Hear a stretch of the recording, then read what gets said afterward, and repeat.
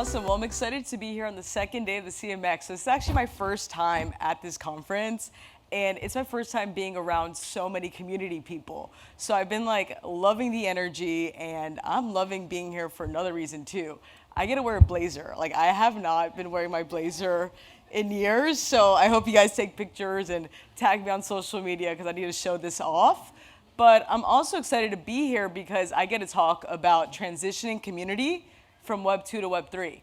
So before we get started, I just want to kind of, understand you guys a little bit more. Like, how many of you guys are in the Web 3 space right now? Raise your hand. Ooh, okay, not many. All right, so how many of you guys have heard of DAOs, heard of NFTs, and want to get to know a little bit more about that? Cool. All right, so yeah, that was actually me a year ago. So I joined Upstream as a Web2 Community Manager, right? So I had no idea about Web3. I literally only knew that people were making a lot of money from these pictures on the internet that you can literally get on Unsplash, and I wanted to be a part of that, right? So I was really curious just to see how I can get involved and how this could affect me. And at the time, Upstream, the company I'm with today, was a Web2 platform that was building community tools of the future. So what that meant is we facilitated one-on-one interactions through breakout rooms that were in our virtual events. We had office hours, so if you're part of a community, you can schedule a time to talk with anybody. And we had an ask board. I'm looking for an intro to investor. I'm looking for feedback on my app, right? So for me, that was really important because when you facilitate one-on-one interactions, you're able to grow community naturally.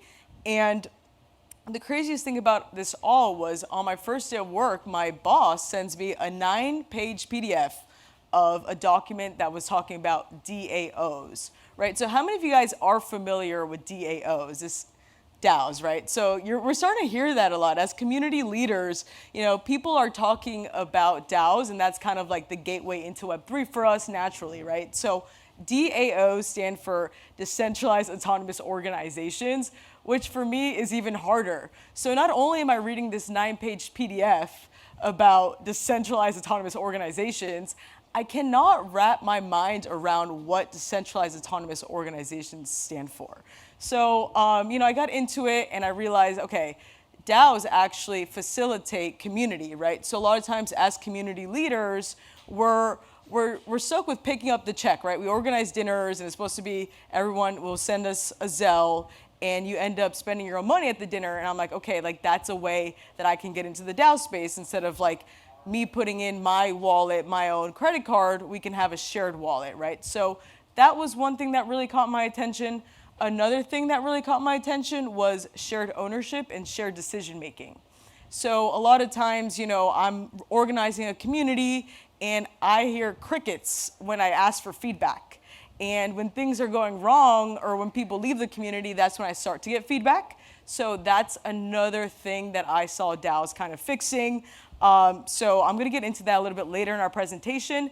But I made sure to include that I'm really proud to say that Web3 is the best thing that has ever happened to me, just because I've been in the forefront of this evolution of technology and I've seen opportunities that have been created for creators, for artists, bringing different people together that have a diverse set of backgrounds. And for me, that is so exciting, and I'm excited to just share how we did it. All right, so today's talk is about transitioning your community from Web 2 to Web 3, and we're gonna be covering 3 things today. And these are really easy because as community leaders, we do this every day, right? So we're gonna start off with education. Then we're gonna follow with altruism, and we're going to wrap it up with trust. And before I get into the 3 points, I do want to go into Web 2, right? So a lot of these logos look familiar: Facebook, Twitter, YouTube, right? So if you actually think about it, we're not actually like owners of our Facebook account. We're members, right? Because if something happened to Facebook, we would not be able to access all of our pictures from 2007, right? So in Web3, what I really like about it is that you're able to read, write, and trust.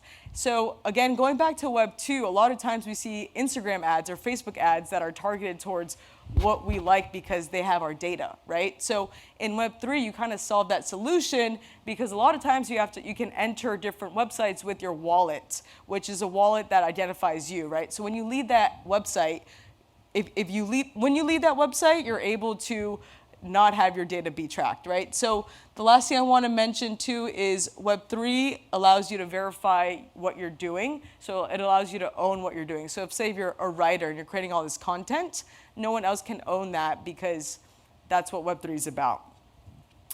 All right. So educating your community. So I feel like we do this every day, right? So here I am educating you guys about Web2 to Web3. Yesterday we had different leaders about how to measure your community metrics and best practices. So this should be pretty easy for you guys. But before you guys want to educate your community, it's really important to understand what gets your community excited, right? So to give you guys an example, let's say if the popular team here in California, I'm from Miami, so go Heat, but here Golden State Warriors is pretty popular, right? So let's say if I have a community of people that are interested in sports, right? And they're based in San Francisco. Then what if I told this community, hey, you know, you're a basketball fan, you go to all these games, what if I gave you a picture on the internet that gave you access to all these games? You were naturally connected to like-minded people by buying this asset on the internet, and you get exclusive perks.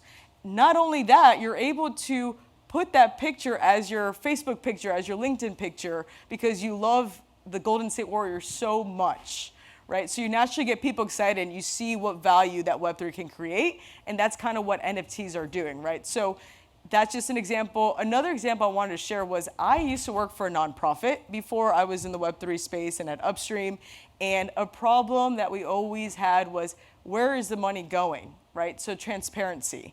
So Web3 kind of solves that. So in the DAO space, and that's the industry that I am in today, you're really able to see where the money's going because it's on the blockchain, but you're also able to vote. So let's say if we're all part of a nonprofit, right? And we all put in $100. And the nonprofit, the goal for the nonprofit is to give back to the community, whether it's homeless or supporting dogs, whatever. And we all agree that the money should be going to support homeless because that's a cause that we all care about. We will all vote for that. And as a collective, as a group, we're all owners of where the money's going, and you're able to see transparency, right? So that can create a lot of buzz in your community. So if you are in a nonprofit, I do suggest showing people how DAOs, how transparency can help your community transition to Web3. So once you understand what the interest is for your community, now you want to start off with the basics, right? And today I'm not going to get too much into the technical terms. I don't want to confuse anybody, but also ethereum.org, that's a great reference when you're trying to learn a little bit more about Web3. I get a lot of information from there. But before you get into there, you want to start off why should people get into Web3, but also what you need. So going back to ownership in Web3, you want to make sure you tell your community to have a wallet, because a lot of times you can't participate in Web3 without a wallet, right? So you want to cover that. You also want to understand that Web3 is more of an umbrella. So there's different segments that fall into Web3, right? There's the metaverse, which will be popular in education one day. There's DAOs, which will be popular with nonprofits. There's NFTs, which will create opportunities for photographers, for creatives, for artists, right? So once you have that, you want to understand where you can educate your community and how you can educate them, right? So, for example, make sure they have their wallet set up, make sure they understand what the benefits are of the metaverse, make sure they understand why they should look into DAOs and the different value that NFTs provide, right? So once you understand the basics that you need to cover, it's really important for you to create accessible and shareable content, right? So when I joined Upstream last year, I was actually learning with my community. You don't need to be an expert in Web3 to teach other people about Web3. So for example, we would host all these educational events once a week, and it was actually called the WTF series, where we'd cover what is a MetaMask wallet, what is Web3, what is the metaverse, and we'd bring in thought leaders to share why they're doing it because they're able to simplify it. So you don't have to be sharing this information. You could just bring in experts to do that, and have it in a place that people can look at it all the time. So not only were we hosting these virtual events, we were recording these and we're placing them on YouTube, right? So next thing you know, I'm in these Telegram groups and I see our videos being shared in these Telegram groups, and I'm not telling these people to do this. So I'm like, okay, like this is really working. So this is what has worked for me over the last year. And if you do want to become an educational thought leader in the Web3 space, I recommend creating accessible and shareable content. The last thing I do want to cover when talking about education is encourage a first action into Web3, right? So why am I spending all this time learning about Web3 and after my 9 to 5, jumping into these virtual events and reading up on all this information that's on the internet? So some simple actions that you guys can do is create like a wallet creating party, where if you guys are a local community, if you guys are based in California, hey guys, we're gonna have a wallet and whining, and you invite everybody to come and you guys all hang out and you guys are excited because you guys created a wallet. Like that's huge. You'll go to bed with a smile on your face when you have a wallet with your friends, and of course when you have some wine. But another thing that I wanted to mention too is that you really want to understand what gets your community excited. So if there's an existing Web3 community that is, raising money to a certain cause that most of your community members are a part of, then you're like, hey guys, we're gonna download this wallet, we're gonna get into Web3, that way we can ultimately contribute to this community. Or if you do want to actually transition your Web2 community to Web3, hey guys, we're doing all these actions because we are going to be in Web3 and I need you to be on this journey with me. And also if you have questions, feel free to write them down and I'm happy to answer them at the end. All right, so effective altruism. So this is one of my favorite things, and being around community people, I feel like we're all altruistic. We're always giving back, and actually our job title a lot of the times is just to help our community, help our users really understand why they should use our product or why they should be a brand ambassador for us. So I'm excited to share this story. So if you guys look over here, this is actually my NFT. Yeah, you guys can probably take a screenshot of it and put it on your profile on Twitter or Instagram, but I'll come after you.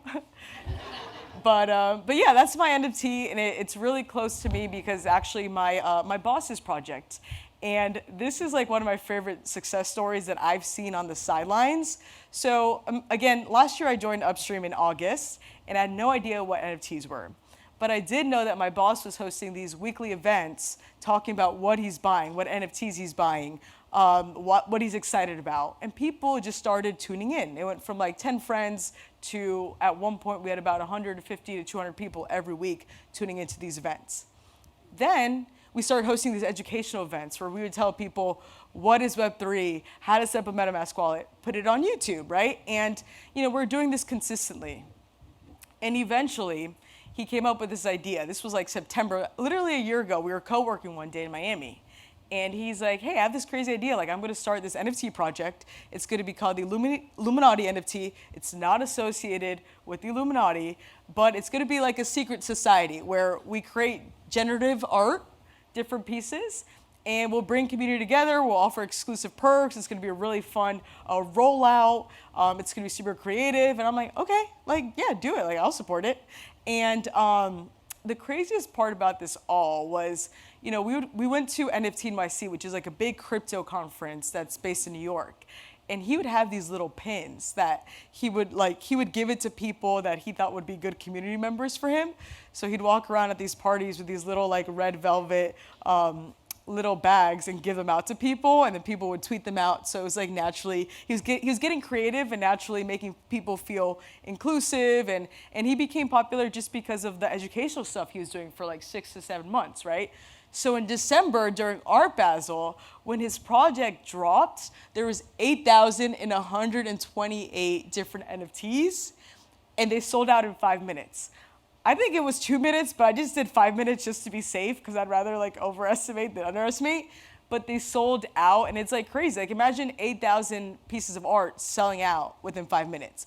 And obviously in the Web3 space, there's different things like mint dates, where it's more of a public release, right? So let's say if Nike's releasing new sneakers. We're all really excited for it. You build the momentum, you get people on that bandwagon, and then the shoes sell out. So that's kind of what you do with NFTs.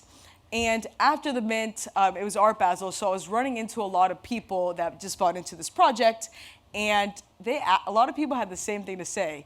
Hey, actually, I bought this NFT was because Alex was a person that onboarded me into crypto, and I knew that it was something big and I wanted to support him, right? So effective altruism actually is great for you guys as community leaders, because when you bring value and you don't expect anything in return, you're actually encouraging people to participate in what you're doing and be community ambassadors for you, right? So here's how he did it. He put himself into other people's shoes. So he knew that people wanted to make money from NFTs and buy into different projects. So he kept that in mind for the 6 months that he was building. Give the alpha. So how many of you guys have heard the term give the alpha? All right, so in Web3, there's a term like, what's the alpha? And it means like, what's the T, but like, what's the exclusive T, right? So anytime you have alpha or you're like, oh my God, I heard about this, did you hear about this? Share it out. So he would do that every week on these weekly NFT calls that he would host. And he made a meaningful introduction. So again, Upstream, we were a platform that facilitated one-on-one introductions, and he's always like, how can I help? And that's something that we really lead with at Upstream, even into the Web3 space. And the last thing I wanted to ask you guys, and this is like a question that you can start to think about over the next week, is what are some things to keep in mind when transitioning to Web3? So it seemed like a lot of you guys aren't in Web3, right? So write down some of the questions that you guys have right now, and then answer them throughout the week, and then share them with your community. Like, hey guys, I had this question. What do you guys think about this? Or does anybody know the answer to this? And that way you can understand where to meet your community when you're onboarding them into Web3. And this is my NFT, by the way. I showed it already. I just want to show it again. I love it. All right, so trust and transparency. And this is going to be the last point I covered today. We only have about like 15 minutes left. So when you educate people and you do actions of altruism, then you're naturally building trust and transparency, right? So going into trust and transparency, we're going to talk about DAOs. So in my opinion, DAOs are the future of community because it allows your community to feel like they own it or they're really a part of it. And you're actually able to reward your members with the different actions that they're taking every day, right? So to get into it, DAOs are basically communities with a shared wallet, right? So a lot of times DAOs are brought together with people that share common interest or for a mission that you really want to support. Right? So it allows people to vote on different things like I mentioned earlier. So let's say if, again, we're going to throw the CMX after party, everybody in this room, and we're all going to put $100 in for this after party. We're all super excited. But let's say if you wanted to put $200 in because you wanted to pick the DJ, right? So you have bigger ownership of the decision making, right? And let's say if you had an idea. And your idea was, I think it should be a glow theme party where it's all dark and we're all wearing different colors, right? So you'll submit that proposal, and let's say if we all agree on it, we all vote yes. And then we're extra excited because not only are you really happy that you get a chance to create an idea and see it come into action, but we feel like we're more included in this decision making because we get a vote on the proposal. And of course, if you have bigger ownership, you get to decide some key things like the DJ, the food, and all that stuff. So for me, that's what a DAO is, right? So it's a community with a shared wallet that has ownership and can work on decision making together. So the best way to focus on trust and transparency is to over communicate, right? So for example, I want us to make this after party into a DAO because I want us to be excited about this party. I want all your ideas included, and I want you to be a leader in the community, right? So that's one way to over communicate. If you're not in Web3 yet and you're looking to get into it, over communicate that to your community. Hey, this is my first time doing this. Like, I want to get into Web3 because I want to be on the forefront of technology. So do you want to join me you want to do this with me? And they're gonna be like, wow, like I really appreciate your transparency, because a lot of times as community leaders, we're supposed to know everything. We're supposed to like have resources all the time. No, be transparent about how you feel and how you're gonna achieve what you're doing, and educate, right? So that again, when you educate others, you build trust. And also some examples of education that I've done over the year that you might wanna do is I used to host crypto genius bars at different crypto conferences. Mind you, a year ago, I had no idea what Web3 was, but I was there helping other people, and I was transparent. I was like, you know what? I don't know the answer to this, but let me write this down, and I'll get back to you.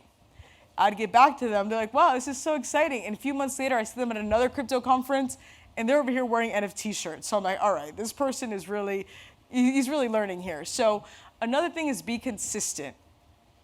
And this is one of the most important things about Web3, especially when you're working in a new industry, a new market, new technology that no one really knows about. What consistent action can you do, right? Maybe it's Feedback Friday, where everybody comes with their questions, or everybody has to share a resource that they found on the internet.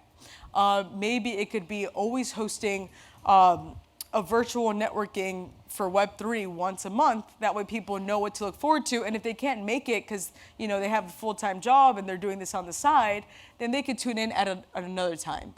And the last but not least is lead by example, right? So before you want people to take action, you need to make sure that they're on that journey with you, right? So some examples of how I lead by example is when I buy an NFT, I'll share it out with the community. Hey guys, I bought this NFT because of this, this, and that. It's up to you, but I just want to share my thought process with you. And that will encourage your other community members to do that. And also, if you do have community ambassadors, you want to tell them to do the same thing as well. And this is just a fun meme I found. So this is how I felt when I heard about DAOs and I really started to understand it. All right, so this is actually me right here. So this is, I host a Web3 dinner club in Miami. It's a potluck style dinner, so all you do is bring a dish and you can come. And it's so crazy because some people in this room are famous or well-known founders that just moved from San Francisco to Miami, like a lot of people in Miami right now.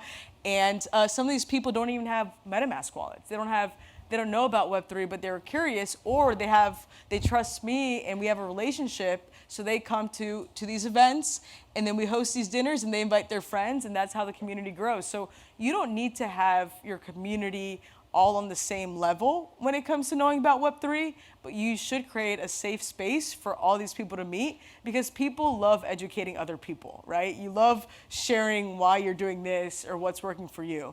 So you never forget the people who onboard you into Web3.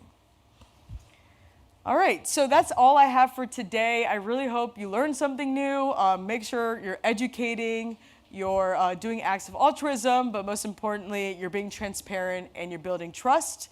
Thank you guys all. We're gonna do some Q&A, and this is how you can actually connect with me. So you can follow me on Twitter. Oh, and if you don't have a Twitter, that's where the Web3 scene is at. So you guys should definitely get on Twitter. And then you can email me at monica@upstreamapp.com. Hi. Thank you. I'm Sam Zelich. I work for Squarespace, and specifically I work for a community of professional web designers. Squarespace is about 8 million years old in tech years, and everything that we do has to be very defined as to why we're doing it.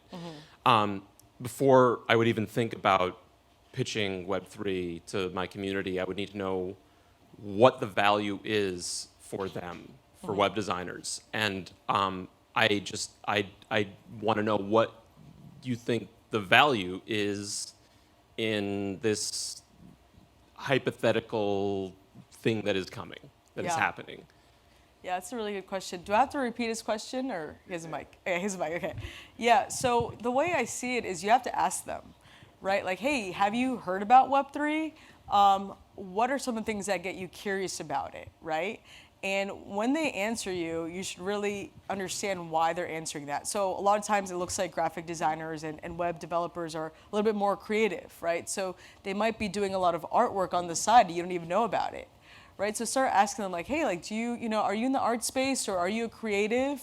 Like, have you heard about different opportunities to monetize your work? Or what if like your work can get a lot more exposure? And that's a really good way to pique the interest. And then that's when you bring in the experts to educate. Or what you should do is research.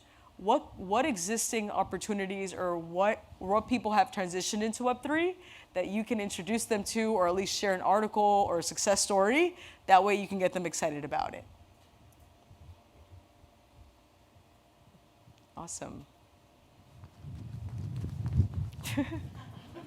Making your workout. Thanks, Monica. I'm a complete newbie to Web3, so I feel like I know it a little bit better now.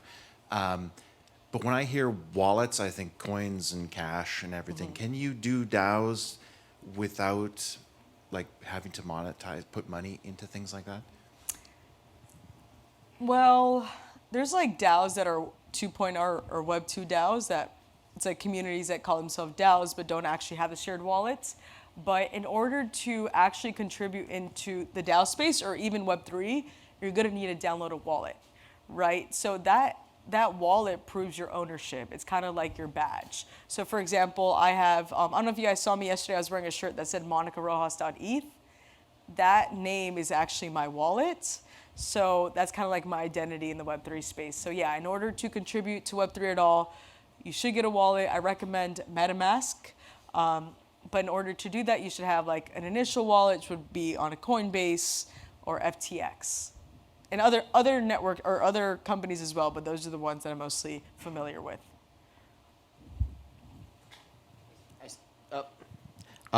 Just kind of thanks for the overview, and I'm wondering for folks that I am seasoned and experienced, but for folks that are new, where would you say like there's a lot of sort of like particulars and terminology and things like good written resources to go for like, well, where do you find your wallet? Like, what are the fundamental concepts? Like, dealing with security, things like that. Do you have any recommendations for whether that's, point to your YouTube channel or like other written educational resources that folks can go and look those things up? Oh, yeah. Yeah. So some really like low-hanging touch points for resources is one is ethereum.org. So Ethereum is one of the most used blockchains in the Web3 space. So they have a lot of the technical questions on security, on different data, like the benefits of using Web3.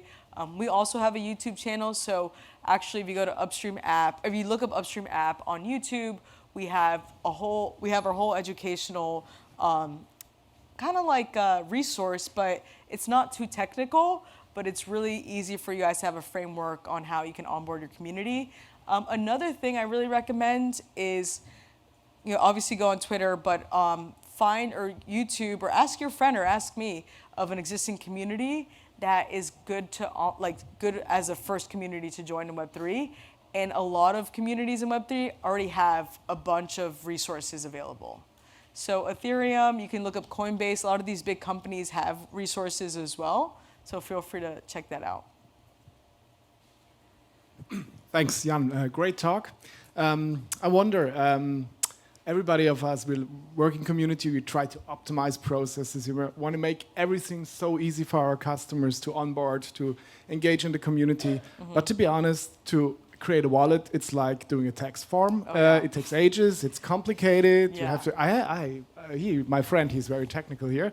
So we had 4 hours, and we were not sure if it was right. But how do you see the evolving that it is a little bit more easy and a bit more mainstream, and people that don't want to spend hours on those resources can get into it? I mean, in the crypto, like if you don't own it, it's there. But especially with NFTs and DAOs and stuff like this, what's your opinion there? Yeah, that's a really good question.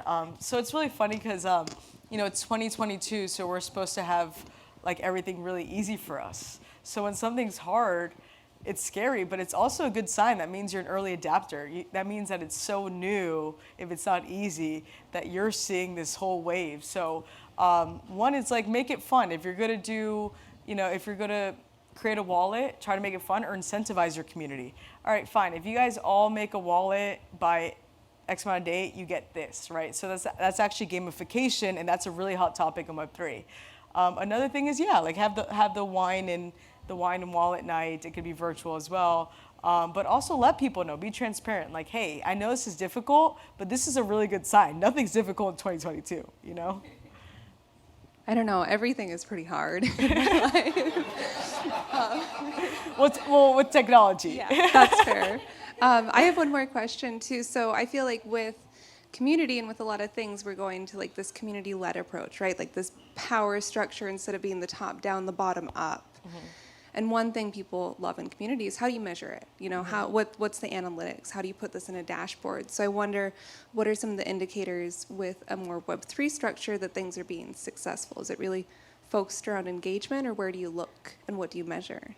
Yeah, so that's another really good question that we're figuring out at Upstream right now, because again, if it's natural, like 9% of your community are active engagers or like contributors, and also like 99% of the people are just listeners.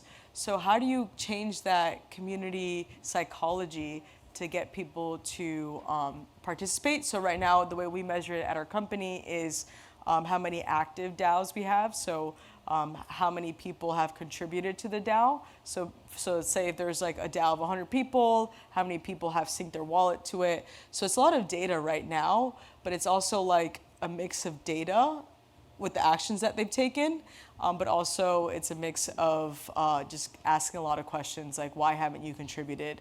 What will get you to contribute? Or what time do you actually have to devote to this community or this DAO?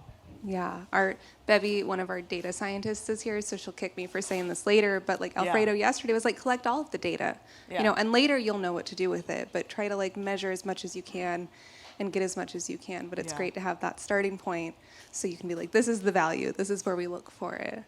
Well, I learned so much. Did y'all learn so much? Do you feel excited? Thank you, Ready guys. for action? Thank you, Monica. That was fantastic.